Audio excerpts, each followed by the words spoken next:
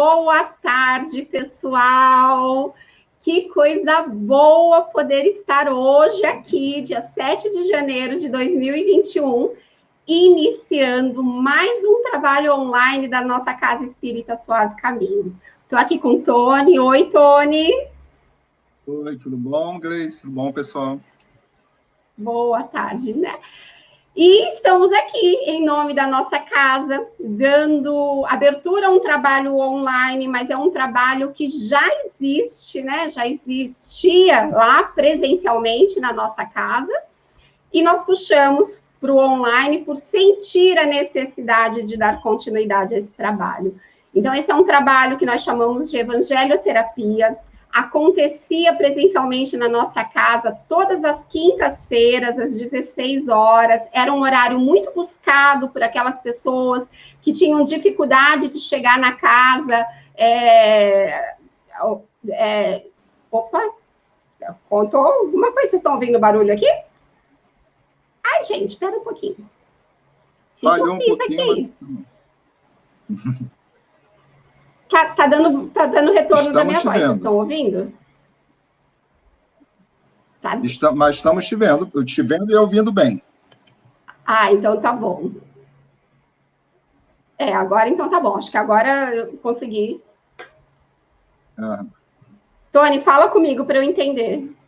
Que tá aqui para mim. Tudo bom, estou te vendo bem, estou te ouvindo bem, tudo certinho. Ah, então tá bom, desculpem.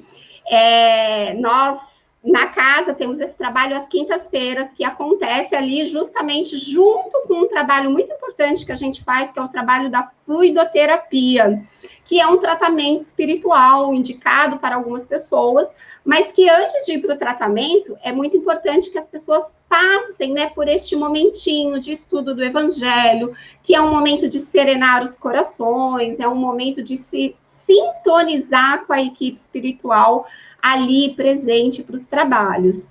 E por conta, né, da pandemia, foi necessário suspender essa atividade.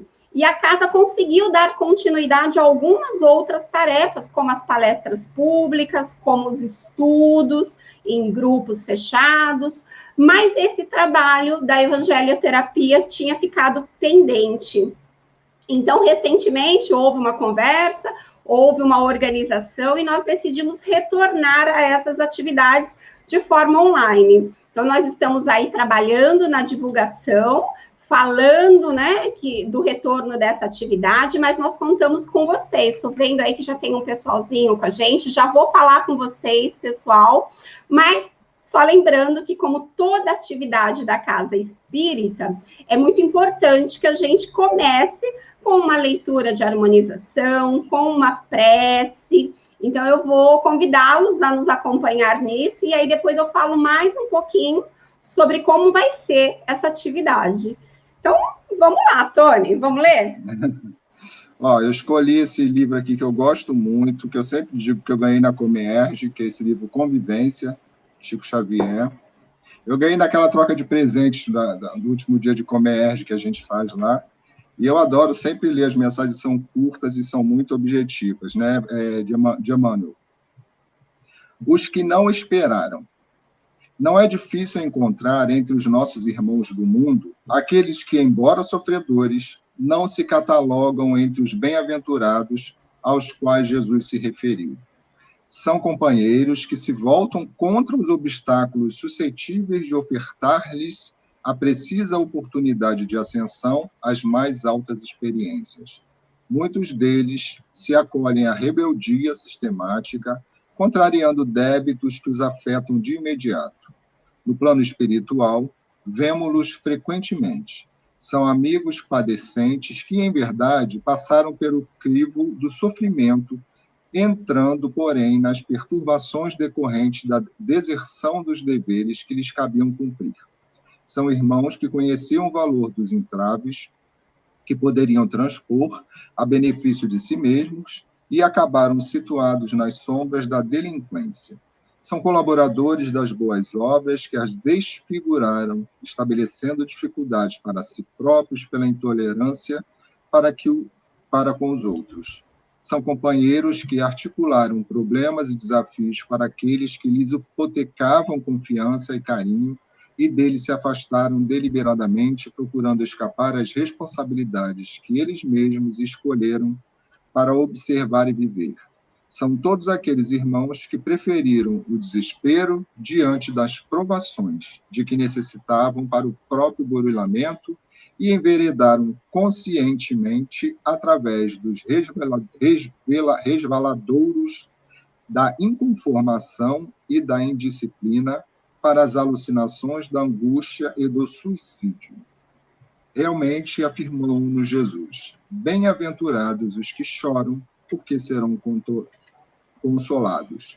Entretanto, que ele mesmo, Jesus, nosso divino Mestre e Senhor, se compadeça de todos os nossos companheiros que conheciam semelhante promessa e não quiseram esperar. Sabemos todos que a infinita bondade de Deus, que nos sustentou ontem, nos sustentará igualmente hoje, e dentro de semelhante convicção, manteremos a certeza de que com Deus venceremos. Muito oportuna, né, essa leitura. Bom, então vamos fazer a prece, né, de abertura. Convido a todos para que a gente possa serenar os nossos corações, elevar os nossos pensamentos e nos sintonizarmos com toda a equipe espiritual da nossa casa, responsável pelos trabalhos, responsável por este trabalho que começa de forma online no dia de hoje, e vamos a eles pedir que confortem os nossos corações, que nos iluminem, que possam nos envolver, nos intuir, para que possamos aqui, neste espaço virtual, abrir os nossos corações e buscar consolo nas palavras do nosso Mestre Jesus. Vamos também lembrando do nosso Mestre.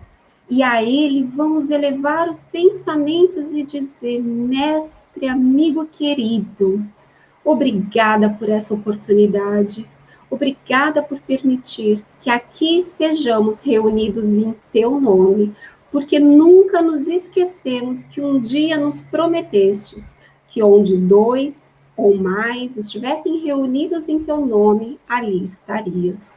E é assim, Mestre, que nos encontramos neste momento, ainda que cada um em suas casas, nós estamos reunidos em teu nome. Por isso pedimos que permaneça conosco, nos envolvendo, nos iluminando e nos abençoando.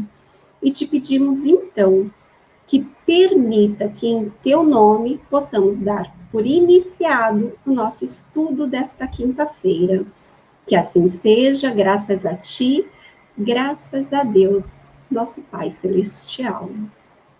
Graças a Deus. É isso.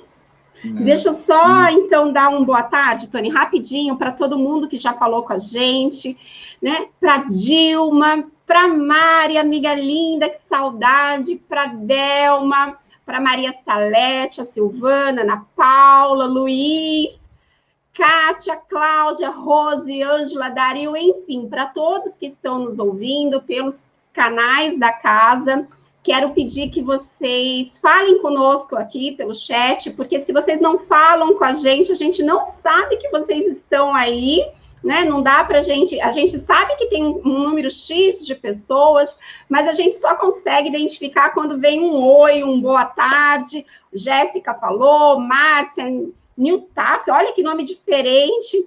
Vera, Verinha, minha amiga linda. Então é isso, a gente precisa de vocês, que vocês falem com a gente aqui, que vocês interajam, porque esse espaço que a casa está oferecendo é nosso. E a proposta é que a gente possa começar estudando, né, o Evangelho segundo o Espiritismo. Cada um pode acompanhar de casa com o seu livro. Nós vamos fazer um estudo sequencial, começando hoje pelo capítulo 1. Na verdade, o Evangelho é um livro muito, muito rico no seu capítulo de introdução. Ele fala para a gente coisas muito interessantes na introdução, e depois ele tem também aqui uma parte toda importante da introdução, que fala da autoridade da doutrina espírita, do porquê que a doutrina espírita, né, ela tem tanta autoridade, no âmbito dela ter surgido, né, num aspecto universal, e aborda tantos temas interessantes, mas que eu e o Tony escolhemos pincelar essas informações ao longo do estudo. A ideia é mesmo começar do capítulo 1. E aí nós vamos começar o estudo, porque já teve falação demais, né, Tony? Começa aí.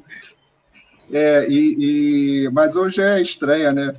Hoje a gente merece, né, um pouquinho mais de atenção, Gleice, e falar da importância mesmo de voltar esse evangelho às quintas-feiras, né, evangelho-terapia, porque lá na casa era justamente isso, né, uma preparação que era feita do evangelho, muitos corações eram acalmados ali, muitas pessoas eram consoladas, e acontecia a reunião do evangelho, acontecia o atendimento fraterno, acontecia a fluidoterapia.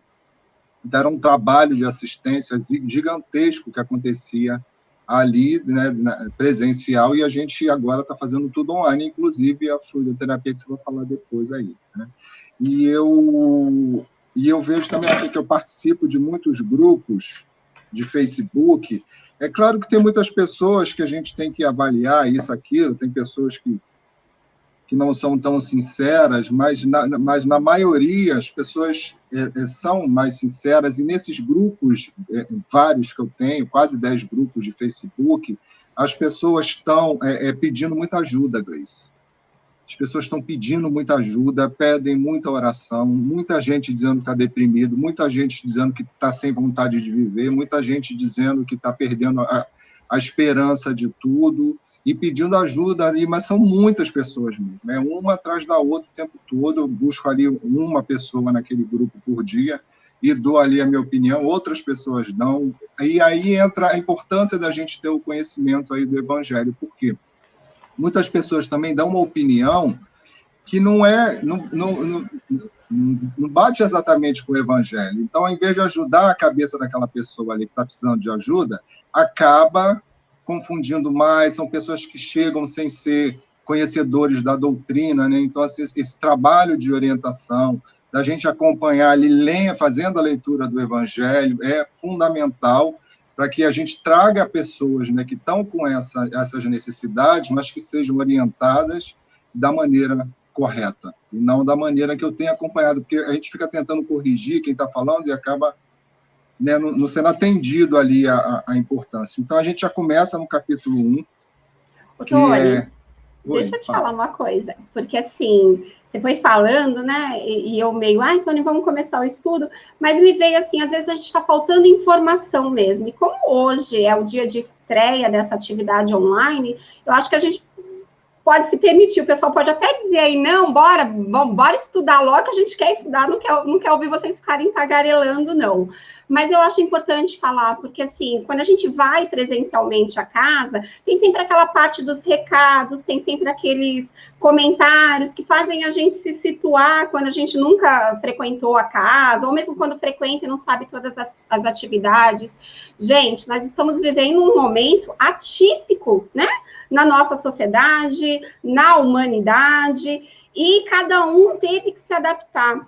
E a Casa Espírita Suave Caminho buscou, na medida do possível, se adaptar a essa demanda toda, né, do isolamento, respeitando as regras, prezando, né, pelo cuidado com os seus frequentadores, mas também com os seus trabalhadores, e a gente foi se adaptando de forma online. Então, só para quem não sabe, nós estamos mantendo as nossas palestras públicas todas as terças e domingos, como eram presenciais, só que agora pelos canais do YouTube e do Facebook. Então, todo domingo, às 19 horas, a Casa Espírita Suave Caminho tem um palestrante fazendo uma palestra como se fosse no presencial.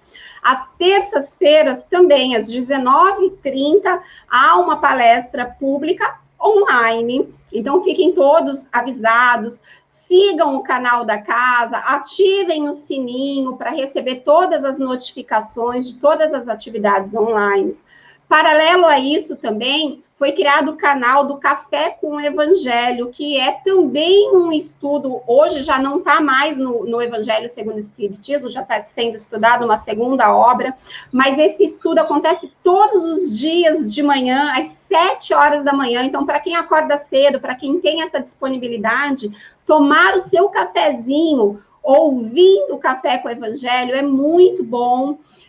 À noite também foi criado um canal chamado Nosso Evangelho Online. Para quem não tem essa disponibilidade de acompanhar o estudo de manhã, tem o nosso café o nosso café online à noite, que também Nosso faz Evangelho um estudo. Online. Nosso Evangelho Online, desculpa.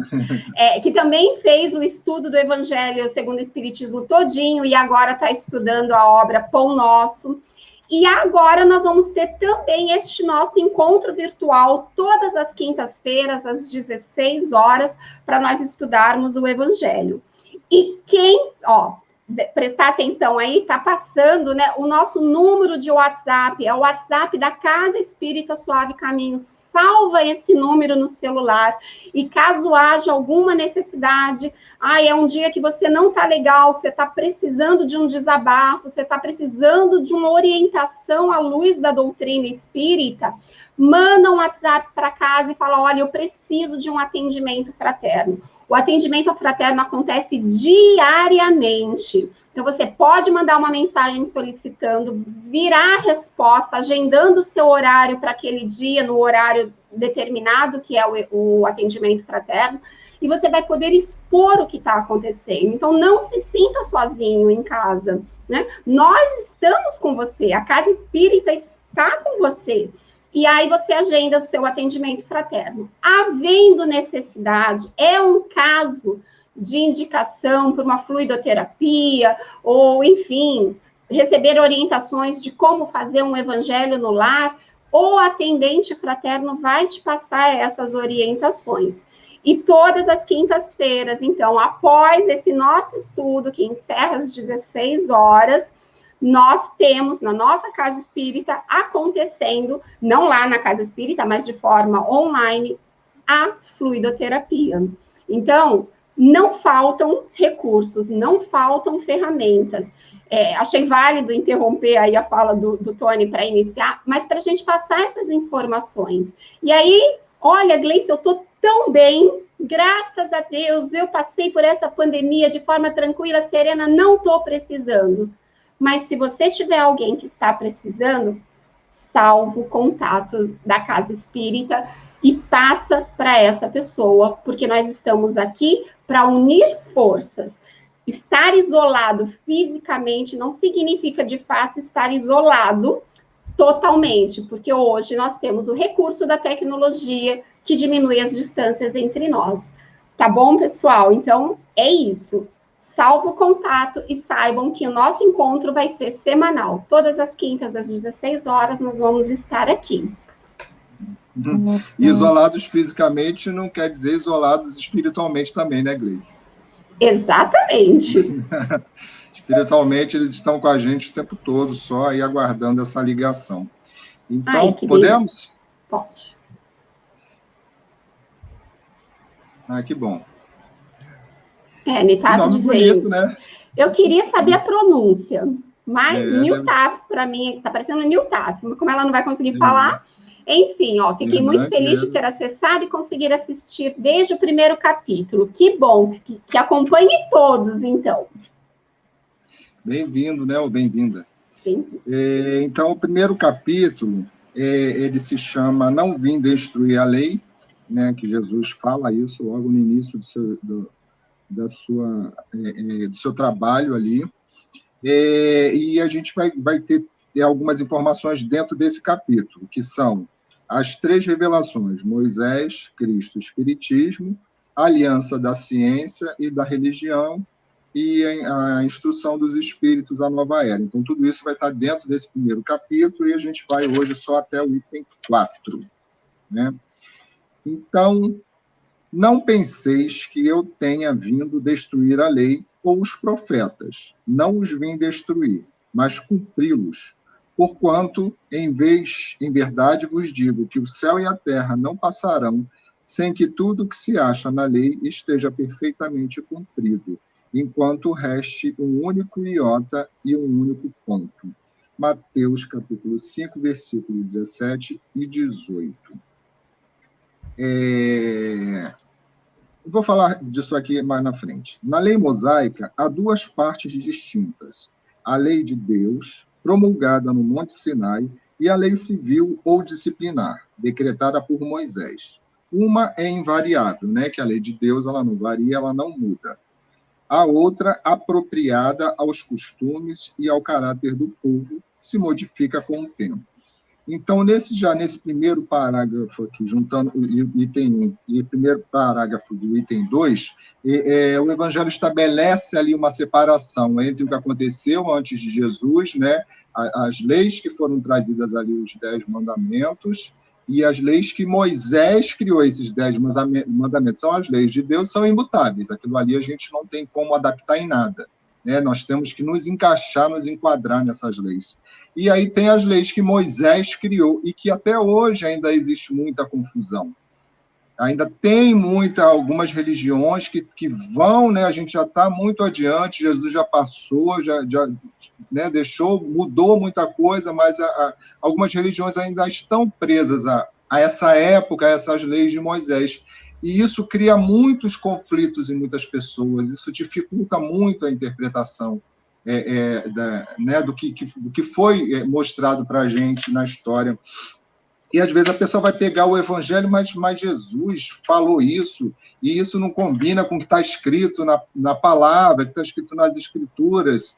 Então, se a gente não souber, né, separar o que é divino, o que é de Deus, né, o que é de Jesus e o que foi dos homens, a gente vai ficar sempre confuso, né, com as informações, a gente vai sempre se perder no meio das informações. E aí continua aqui. A lei de Deus está formulada nos 10 mandamentos seguintes. Eu sou o Senhor, vosso Deus, que vos tirei do Egito, da casa da servidão. Não tereis diante de mim outros deuses estrangeiros.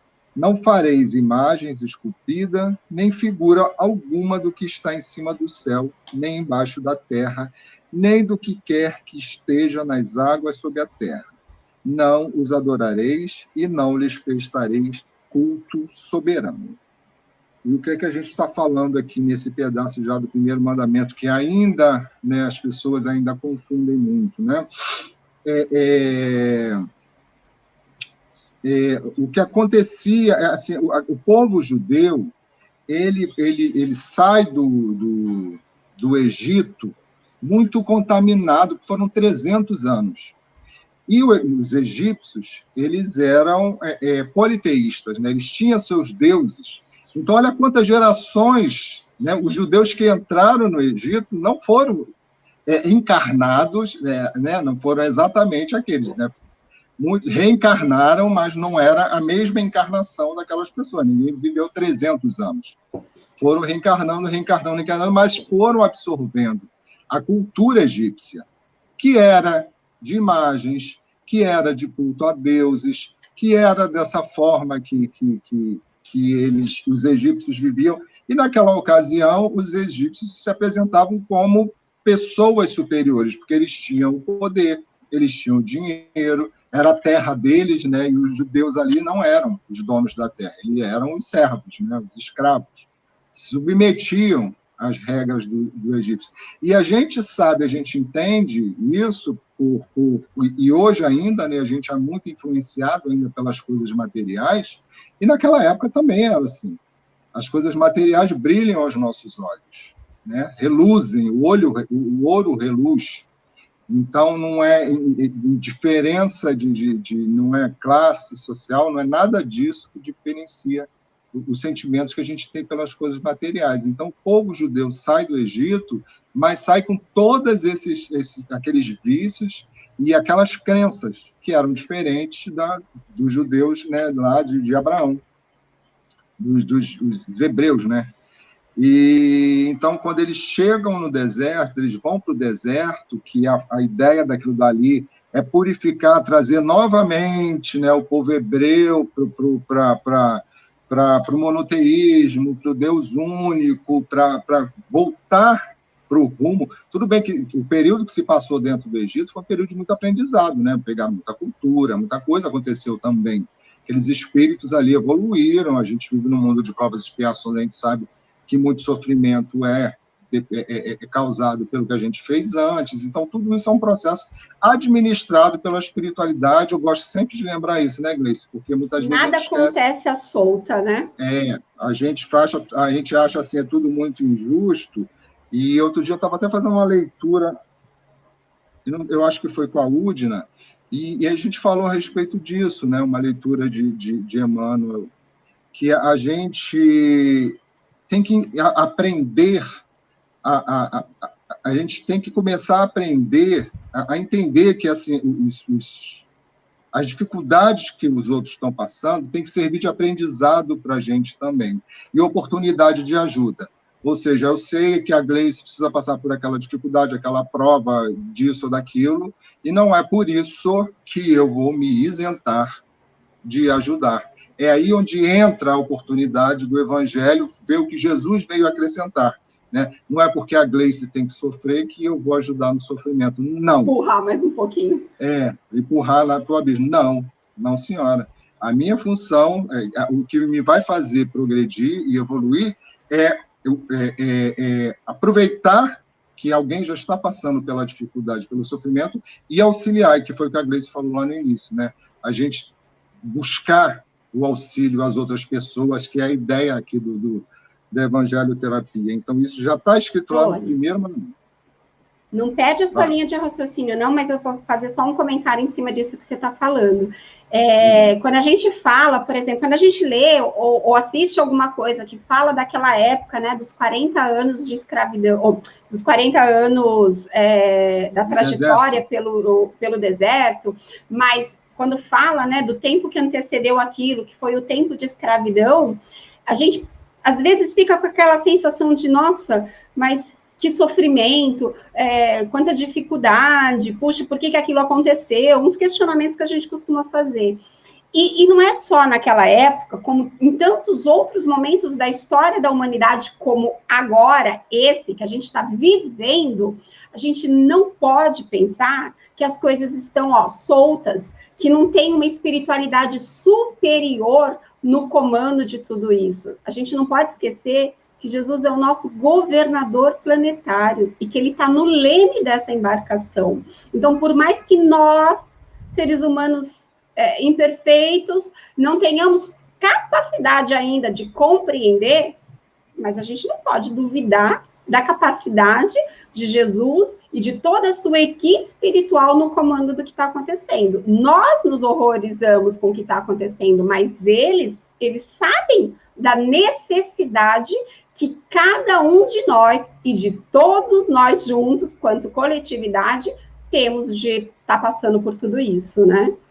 Então, assim como lá naquela época, aquela escravidão aparentemente parecia injusta, hoje, se a gente olhar com este olhar espiritual, a gente vai entender que não, era uma necessidade daquele povo, que pode ser nós, né? Nós podemos ser aqueles que passamos por aquilo.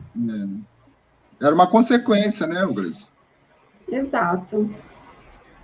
Era uma consequência, né? Então, isso tem que servir de exemplo para a gente, porque se a gente não quer passar por essa dificuldade também, é que a gente ajude quem está passando agora.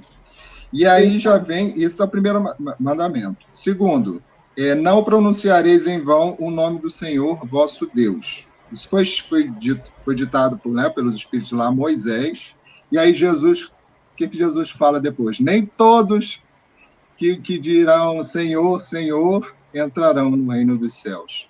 Né? Então, sempre tem uma conexão de Jesus com o que foi ditado lá atrás, que foi dito lá atrás, e que se a gente não prestar uma atenção muito cuidadosa, a gente passa direto e não entende tantas coisas que Jesus falou, né? Exato. Isso aí. Pode ler aí. Com certeza. Não, pode ler o comentário da Kátia. Que tá aí. Sim, verdade, Tony. Se temos a oportunidade de ajudar, precisamos abraçar com carinho e sustentar nas palavras, no conforto de um colo amigo, com certeza. E alguma coisa a gente sempre pode fazer. Quando a gente não tem nada para dar, dá uma prece, né? É isso, o esforço que a gente tem que fazer. Lembrai-vos de santificar o dia do sábado. Isso também tem um monte de dúvida, porque as pessoas têm dúvidas, e eu até, né, respondi uma vez num desses grupos aí, que estava uma confusão, é porque eles saíram do Egito escravizados e mantiveram isso durante o período do deserto, né? Eles não paravam de trabalhar, e os judeus saíram, tinham muitos servos também, porque aquele povo lá que eles acabavam entrando nas cidades e tomando as cidades, aquelas pessoas viravam servas dos israelitas ali, dos judeus, né? Então, as pessoas não paravam de trabalhar direto, né? Então, assim, foi estabelecido isso para que se tivesse um dia de descanso e um dia de oração, um dia que eles tirassem para lembrar de Deus, porque, né, isso também era uma coisa que era fundamental, né, naquele trabalho. Honrai o vosso pai e a vossa mãe, a fim de viverdes longo tempo na terra que o Senhor, vosso Deus, vos dará. Isso aí até hoje, né, é difícil, mas é fundamental. Então, quando eu vejo alguém reclamando de pai e mãe, eu falo, não faça isso, né, já te deu a vida, o bem mais precioso, o que vier além disso é lucro, né? Exatamente. E é responsabilidade nossa também, né? Às vezes a gente não tem aquele pai, aquela mãe ideal que a gente sonhou, que a gente acha que precisa, que merece, mas será, né, que se a gente mudar a forma de olhar para essa situação, será que a gente não vai compreender que naquele momento cabe a nós buscar a força interior para ter um olhar diferente para aquilo, porque cada um dá aquilo que tem para dar. Por que eu vou cobrar do outro se ele não tem condições de me dar? E no pior dos cenários, como você disse, ele me deu a oportunidade da vida nessa encarnação, né? Isso é assunto para realmente a gente destrinchar. Porque quantos de nós carregamos... Aí dá vontade de ir falando.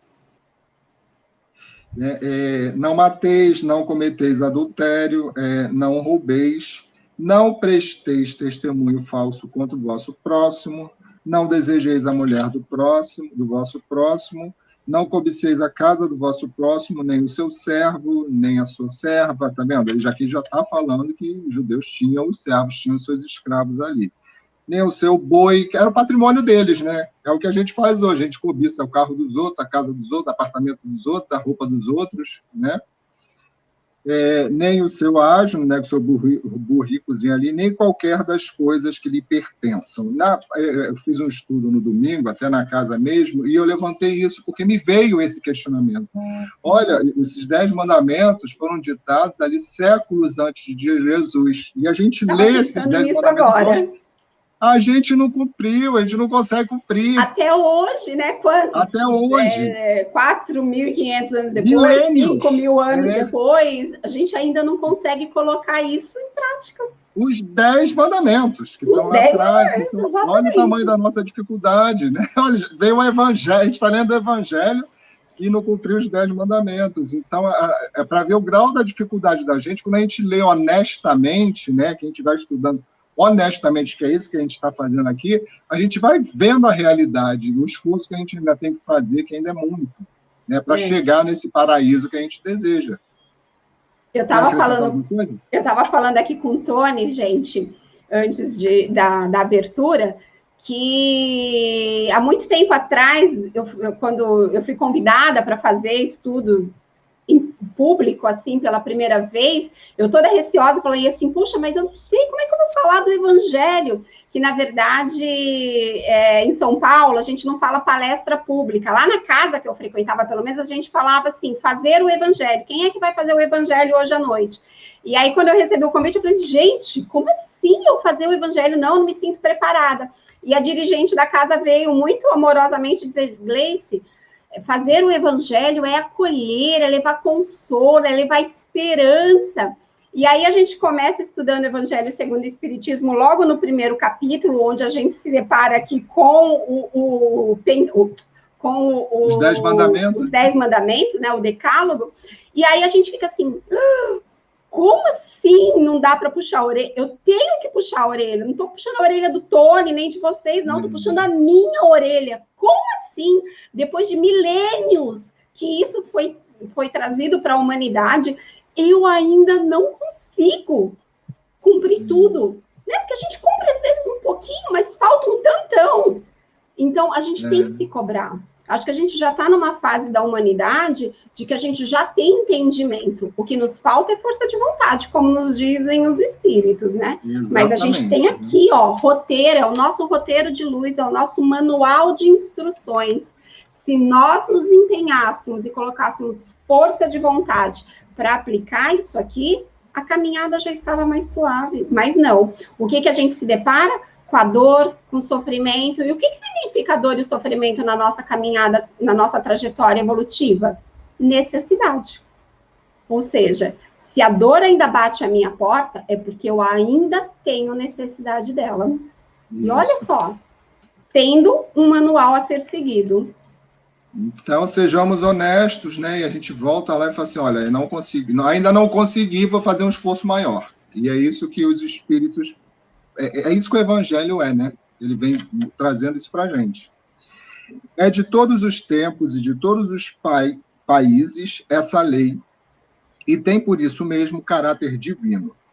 Todas as outras são leis que Moisés decretou, obrigado que se via a conter pelo temor um povo de seu natural turbulento e indisciplinado, no qual tinha ele de combater arraigados abusos e preconceitos adquiridos durante a escravidão do Egito. Para imprimir autoridade às suas leis, houve de lhes atribuir origem divina, conforme o fizeram todos os legisladores dos povos primitivos. A autoridade do homem precisava apoiar-se na autoridade de Deus, mas só a ideia de um Deus terrível podia impressionar criaturas ignorantes, em as quais, ainda pouco desenvolvidos, se encontravam o senso moral e o sentimento de uma justiça reta. É evidente que aquele que incluíra entre os seus mandamentos não matareis, não causareis dano ao vosso próximo, não poderia contradizer-se fazendo da exterminação um dever. As leis mosaicas, propriamente ditas, revestiam, pois, um caráter essencialmente transitório. A gente volta lá no início do nosso comentário, né? Tem que saber diferenciar o que foi as leis de Moisés, que Moisés estabeleceu lá, que também foi orientado, né? E aqui está dizendo, precisava dizer que o Deus era assim. Era necessário para o povo daquela época. Mas hoje a gente já não é assim. Hoje a gente já não sai matando, já não sai... né? Hoje a gente já, no geral, a gente já não é tão violento daquela forma. Então Jesus, hoje não há muito tempo, né? Porque Jesus já trouxe um Deus de amor, um Deus de redenção, né, Gleice? Fala aí. Exatamente. Eu acho esse parágrafo último aqui de uma explicação, assim, maravilhosa. Às vezes, na leitura, eu confesso, viu, pessoal, quando eu estou lendo, acompanhando a leitura, assim, de alguém, às vezes a minha mente viaja. Eu lembro da conta que eu tenho para pagar, eu lembro do compromisso que eu tenho mais tarde, e aí eu, às vezes, não concentro. Mas quando a gente vê um comentário depois, a gente consegue falar um pouquinho melhor, entender melhor. E esse parágrafo resume exatamente isso, dizendo que, resumindo tudo que foi dito, que naquela época Moisés queria, né, angariar a confiança do povo e mantê-los dentro de uma ordem possível. E como é que ele podia fazer isso, né? O povo não necessariamente ia dar a ele todo o crédito, dizendo assim, não, tudo que Moisés falar é para o nosso bem, nós vamos seguir. Ele precisou fazer o que muitas vezes nós fazemos em casa, né? A gente fala para o filho assim, olha, quando seu pai chegar, você vai ver. Então, a gente precisa usar da autoridade de alguém, muitas vezes, para se fazer firme, né, com os filhos. E foi mais ou menos isso que Moisés fez, né? Ele sabia que ele precisava colocar ordem na casa, que ele tinha que estabelecer algumas regras, mas ele ficou com receio de que o povo não desse efetivamente um crédito a ele. Aí o que ele fez? Ele usou a palavra de Deus. Não, foi Deus quem falou comigo, foi Deus quem nos trouxe essas... Oi. Luiz, eu estou com dificuldade de te ouvir. Será que sou só eu ou é todo mundo? Tá muito baixinho o som para mim. Gente, vê aí. Pessoal, dá um sinal aí se é só comigo, porque eu não estou ouvindo. Colabora. Vê se é isso. Entrou alguma ligação para você, Tônia? Porque às vezes quando entra uma ligação, alguma coisa, abaixa o som para você. Mas pessoal que está em casa, se puder ajudar a gente aí sinalizando, a gente agradece. Mas, de qualquer forma, eu vou continuar falando aqui dessa conclusão, senão o tempo passa. Estou ouvindo bem, a Jéssica está dizendo. Então, obrigada, Jéssica. Entrou uma ligação e me atrapalhou. Deve ter sido isso. E aí, Moisés precisou usar deste argumento, precisou usar dessa figura de Deus como Pai poderoso, e aí ele encaixou. O engraçado é que ele pegou os 10 mandamentos, fiéis, como ele realmente, de fato, como um grande médium que era, recebeu de orientação, e são tão verdadeiros que quase 5.000 anos depois, ou 5.000 anos depois, eu não sou boa com os números, eles ainda valem para a gente. Por quê? Porque são leis divinas, e as leis divinas são imutáveis. Então, ele encaixou entre todas essas outras pequenas leis. Gente, ler o capítulo de Êxodo da Bíblia é impactante, porque é cada lei que você fala, não, eu não acredito que o pessoal acreditou que isso era uma lei de Deus. Mas, enfim, eram leis que colocavam ordem naquele momento, assim como as nossas leis civis hoje, né, Tony? Tem tanta coisa que a gente tem de lei que a gente fala, não, eu não acredito que isso é uma lei, mas é uma lei temporária. Com o tempo, com a evolução, nós vamos melhorar isso, nós vamos melhorar as nossas leis. Gente, muito obrigada. Olha, o povo está antenado, todo mundo aqui quando interagindo. Você fala, eu vou resolver o problema do meu som, continua aí. Dizendo aqui que o som está direitinho, está ok, está perfeito. Obrigada, gente. Então, realmente, esse resumo desse parágrafo deixa isso claro para a gente. Moisés precisou usar desse subterfúgio de dar a Deus, né, o crédito por aquelas leis civis que ele próprio foi incluindo. Por quê? Porque ele conhecia o povo. Moisés não chegou ali à toa, ele foi um espírito escolhido para este papel. Ele é a primeira revelação para a humanidade. Então, ele, de alguma forma, ele sabia que ele precisava ser firme, que ele precisava ser rígido com aquele povo. E assim ele fez. Ai, mas que absurdo aquelas leis. Não, gente, eram leis necessárias para aquele momento. Assim, nós também temos as nossas leis que ainda são falhas e que nós ainda vamos evoluir com elas. Eu sei que a gente fica chocado com muita coisa, mas com o passar do tempo, nós vamos renovando as nossas leis de forma que elas se aproximem o máximo possível das leis divinas, que expressam o tempo todo amor e justiça. Pronto, Tony? Posso ler mais um pouquinho? Pode. E agora a gente entra em Jesus, né? O Cristo. Jesus não veio destruir a lei, isto é, a lei de Deus. Veio cumpri-la, isto é, desenvolvê-la, dar-lhe o verdadeiro sentido e adaptá-la ao grau de adiantamento dos homens. Ou seja, Jesus já veio fazendo uma adaptação, porque as pessoas naquela época já tinham uma compreensão um pouco maior do que na época de Moisés. Quanto às leis de Moisés, propriamente ditas, ele, ao contrário, as modificou profundamente, quer na substância, quer na forma, combatendo constantemente o abuso das práticas exteriores e as falsas interpretações. Por mais radical reforma, não podia fazê-las passar, do que as reduzindo a esta única prescrição: amar a Deus acima de todas as coisas e o próximo como a si mesmo. E acrescentando, aí estão a lei toda e os profetas. Ou seja, nessa única lei aqui, já se resumia tudo que o povo hebreu tinha passado desde o início.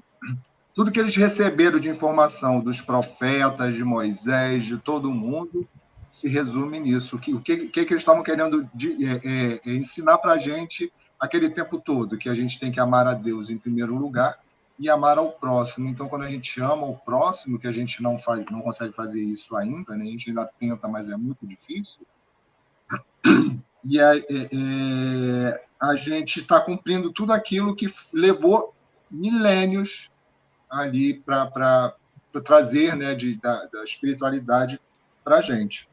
Ô, Tony, deixa eu só fazer um comentário rapidinho antes de você continuar. Rapidinho, antes de você continuar, é interessante a gente falar aqui, inclusive, que essa fala de Jesus, que é o nosso norte até hoje, né, de que amar a Deus sobre todas as coisas e ao próximo como a si mesmo, isso é detalhadamente destrinchado, né, no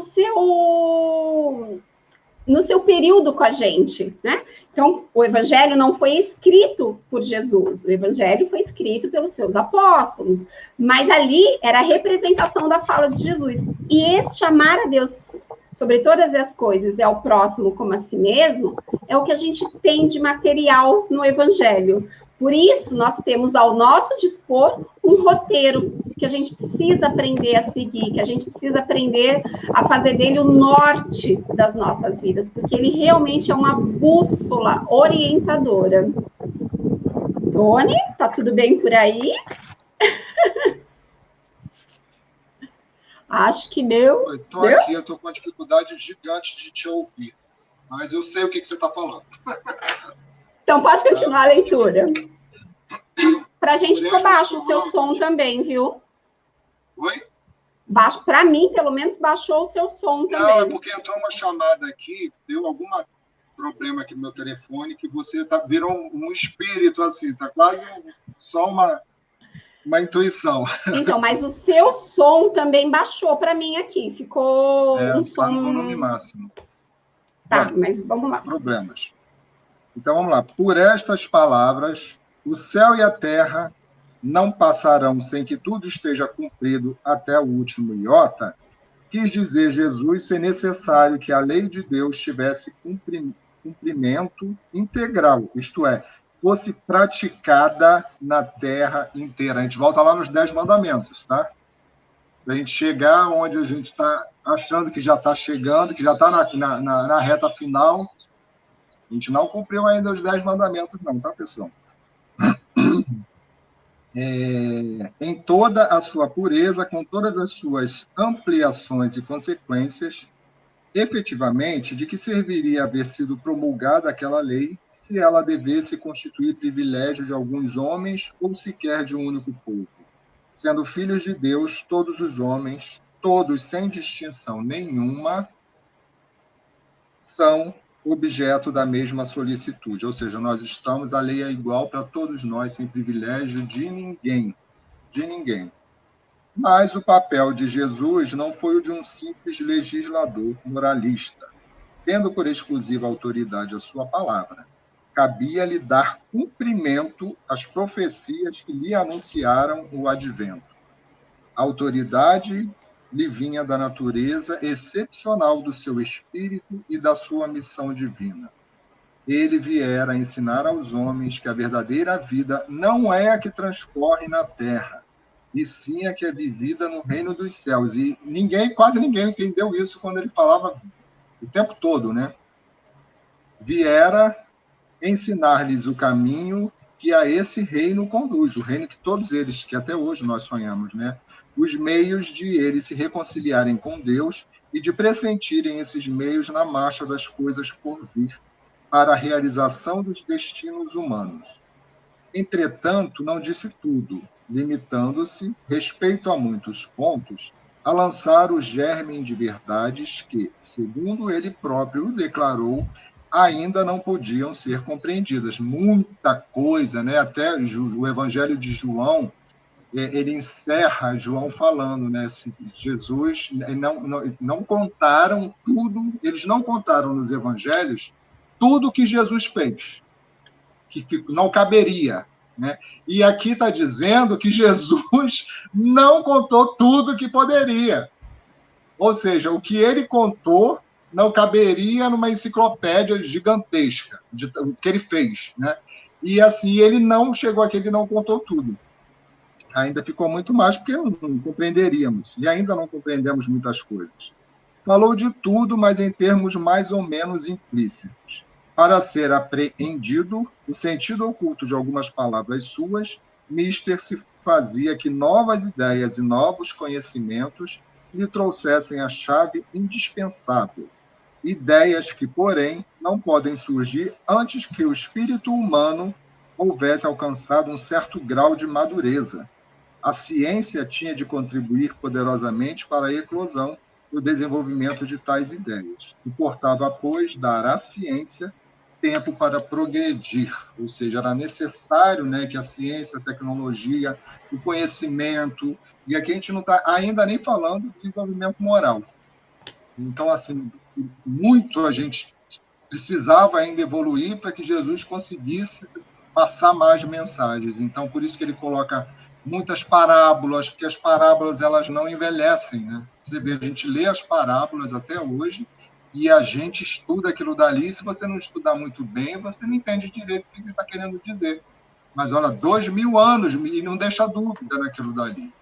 E outra coisa, para eu encerrando aqui o texto, Gleice, sempre lembrando também que esses livros eles sofreram traduções, né? Uns foram escritos no grego, teve tradução para o latim, então não tem. Eu sempre defendo assim que não muita gente fala, eu já até pensei isso na questão da má fé da tradução, mas eu acho que quando eu vou traduzir alguma coisa, eu acabo colocando as minhas crenças, eu acabo colocando ali as minhas necessidades, as minhas limitações. De uma língua para outra pode ter uma alteração.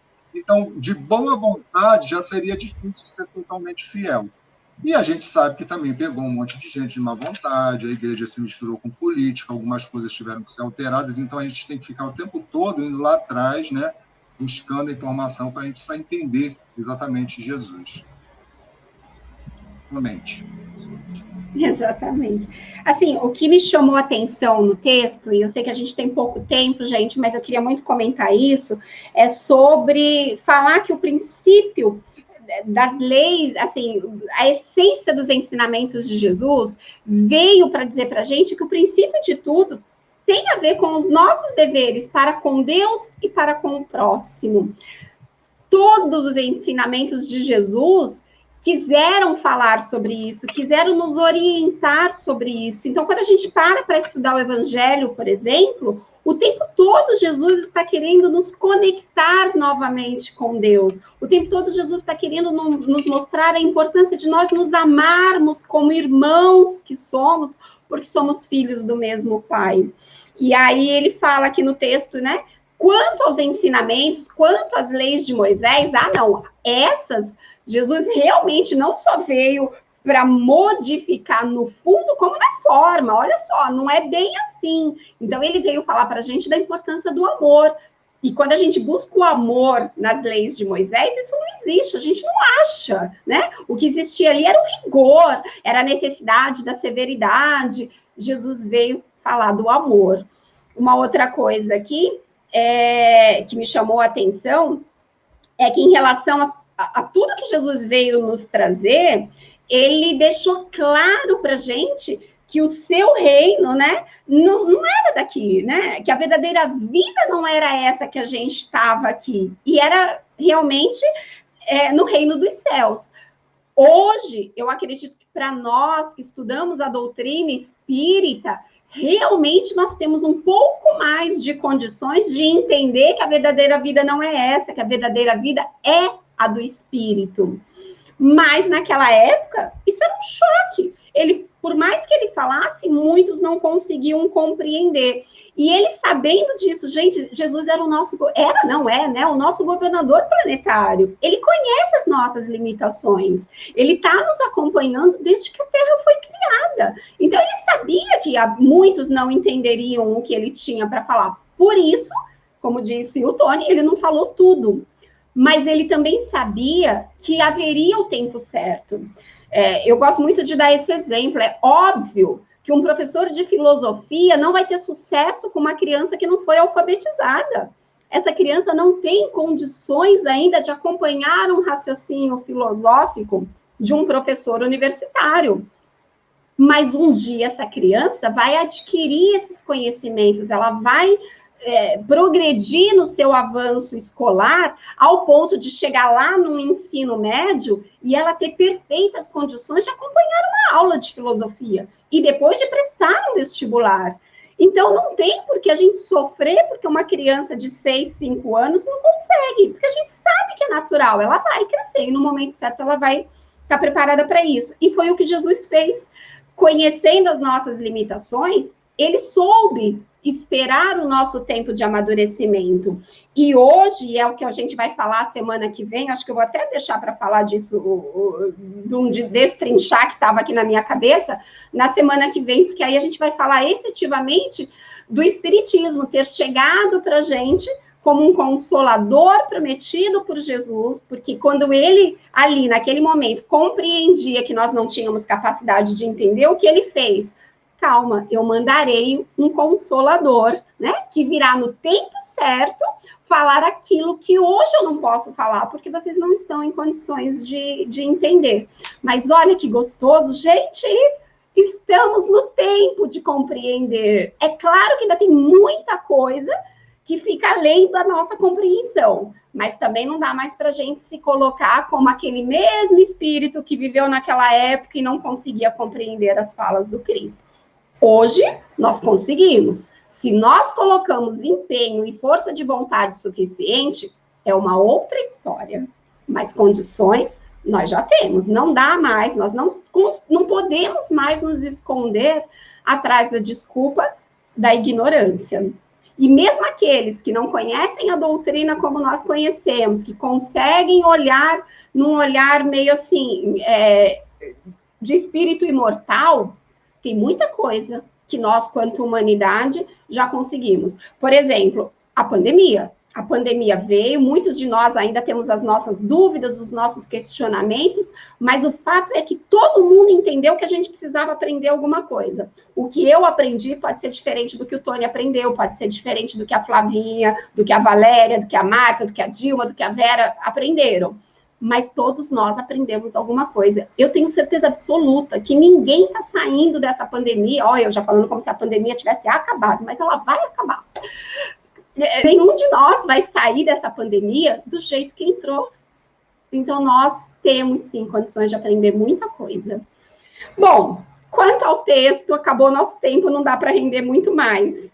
Tony, quer fechar com alguma consideração, com algum agradecimento, com alguma coisa? Não estou te ouvindo.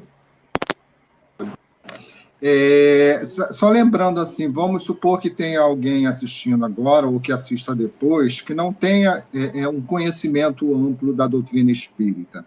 O que essa mensagem que a gente leu hoje mostra? Que tudo isso que está acontecendo já acontecia antes, que faz parte do momento do nosso planeta, os sofrimentos, as dores, muitos e todos são causados por nós de alguma maneira, né? Ou antes, né, uma encarnações anteriores, ou agora. E a proposta do Evangelho, e a proposta de Jesus, e os 10 mandamentos que falavam de um reino onde esse sofrimento não existe, a proposta é justamente essa mudança nossa, né? Então, assim, se o sofrimento existe, ele está presente nas nossas vidas, e o sofrimento do outro é uma oportunidade nossa de desenvolvimento moral, que é assistir, que é ajudar, é o amor ao próximo, é a nossa oportunidade de crescimento. E o nosso sofrimento é a nossa necessidade de reparar o sofrimento que a gente pode ter causado a alguém antes, e também das nossas escolhas, da nossa preguiça, das nossas limitações, a nossa enrolação para mudar de atitude, para começar a fazer as coisas acontecerem, né? É isso aí que eu queria falar. Acho que a mensagem é essa. Bom, então, tá bom. Então, pessoal, chegamos ao fim. Eu quero muito, muito agradecer, né, a companhia de vocês nessa nossa estreia da atividade online da Evangelioterapia.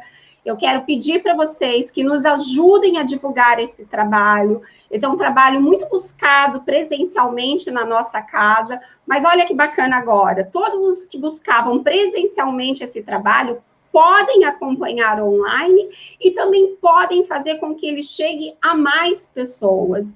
Então, as redes sociais funcionam desse jeito, com compartilhamento. Então, a gente pede que vocês sigam o canal da Casa Espírita Suave Caminho, que vocês possam compartilhar. Quem está indo aí pelo YouTube, bem abaixo está escrito assim, uma setinha dizendo compartilhar. Se você apertar nessa setinha compartilhar, você vai compartilhar esse vídeo com quem você quiser pelo WhatsApp. Então, faça isso, divulgue esse trabalho de evangelioterapia. Quem não pegou do começo, lá no comecinho, eu dei uma explicação de como estão as atividades da casa, falei da fluidoterapia online, então volta lá, assiste o comecinho, ajuda a gente a divulgar, curte, ativa o sininho da casa para vocês receberem as notificações, e toda quinta-feira eu e o Tony estaremos aqui fazendo esse estudo sequencial do Evangelho segundo o Espiritismo. Caso você não esteja fazendo o seu Evangelho no lar, talvez seja uma boa oportunidade de estabelecer a quinta-feira, às 16 horas, como a hora do seu evangelho. Então, chega junto, a gente vai estar por aqui, tá bom? Beijo grande, muito obrigada. Em nome da Casa Espírita Suave Caminho, nós agradecemos a companhia de vocês e vamos encerrar, como toda atividade, com uma prece que o Tony vai nos conduzir. Eu quero, como sempre, em primeiro lugar, agradecer a Deus pelas nossas vidas, pela oportunidade de estarmos aqui reunidos dessa forma, mas a espiritualidade está toda conosco, os amigos espirituais da Suave Caminho, todos os trabalhadores do plano espiritual estão nesse momento, como sempre, atendendo aqueles que estão solicitando, que estão precisando de ajuda, os tarefeiros, os médiuns, os assistidos, todo mundo está sendo assistido nesse momento. Agradeço a esses amigos espirituais, nossos anjos da guarda. Agradeço pela oportunidade de estar aqui mais um dia da semana, falando do Evangelho, falando de Jesus, porque quando a gente está falando de Jesus, a gente está pensando no Jesus. E isso a gente, no dia a dia, a gente esquece muito, né? Não tem tanta facilidade. Então, agradeço muito a Deus por isso.